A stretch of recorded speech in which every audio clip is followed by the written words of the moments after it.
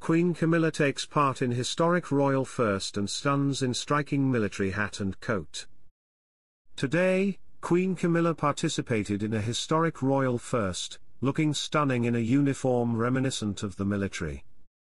At their barracks in Catterick Garrison, North Yorkshire, Camilla, 76, had her first encounter with veterans and soldiers of the Royal Lancers Regiment, since she was appointed Colonel-in-Chief.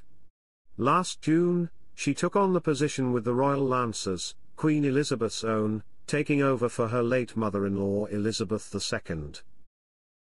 Welcome to Royal Pancakes. If you are new here, please don't forget to subscribe and click the notifications bell, so you don't miss any news about the British monarchy.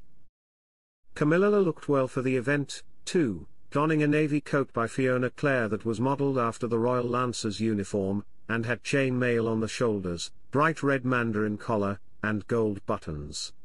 She finished the ensemble with a second Royal Lancers brooch, which formerly belonged to the last queen, fastened to her coat, and a matching red hat with the regimental brooch decorated on it.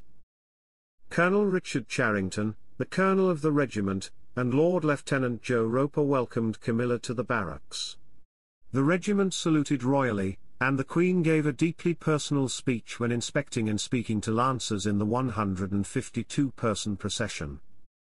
As a daughter of the regiment, the Lancers have always impressed her with their sense of family, and she said, "I'm happy to see so many families and members of the old Comrades Association here today.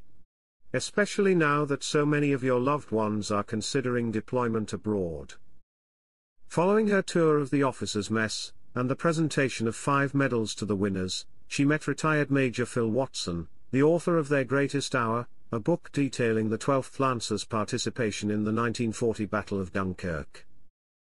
The foreword to Their Greatest Hour was written by Camilla Shand, whose father, Major Bruce Shand, was a member of the 12th Lancers and was awarded a Military Cross for valor in combat. During the visit, Camilla saw a poignant moment when she saw the Lancers outfit Dad had on when serving with the unit. A letter her father had written to the parent of one of his troop sergeants, who had received a medal for bravery, was also shown to Camilla. According to Tim Hercock of the Regimental Museum, it was an extremely poignant moment for her to relish. She was both genuinely intrigued and, I believe, rather stunned. It is extremely personal to her to see something that your father wrote 80 years ago, much less while he is in combat. The Queen was given a silver model of a lancer on a horse and signed the visitor's book, stating she would treasure it. "I know wherever my father is, he'd be so pleased I've got this role," she continued. After the Queen's Royal Lancers and the 9th/12th Royal Lancers combined in 2015, the result was the formation of the Royal Lancers, an armoured reconnaissance regiment.